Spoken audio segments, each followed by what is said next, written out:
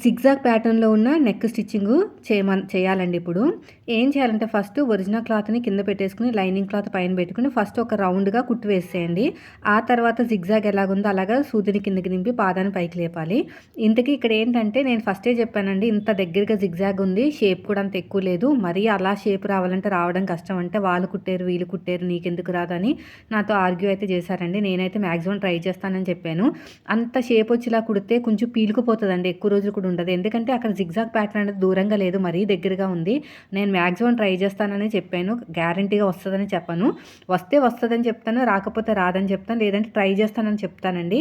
Maximum try చేశాను కానీ మరీ అంత షేప్ అయితే రాలేదు. కొద్దిగా లైట్‌గా వచ్చిందండి. మరీ ఆ షేప్ రావాలంటే పీలుకుపోతదనమాట క్లాత్ అనేది. ఎందుకంటే తక్కువ షేప్ ఉంది కదా! అదే మనకి స్కాలప్ అయితే కొంచెం రౌండ్ ఎక్కువ ఉంటది కాబట్టి బాగా వస్తది. మాక్సిమం ట్రై చేసి బాగా లాగుతూ కుట్టానండి. ఒక్క మాదిరిగా వచ్చింది షేప్ అనేది. చూడండి ఎలా వచ్చిందో. వాళ్ళకి నచ్చుతుందో లేదో అనేది నా డౌటు.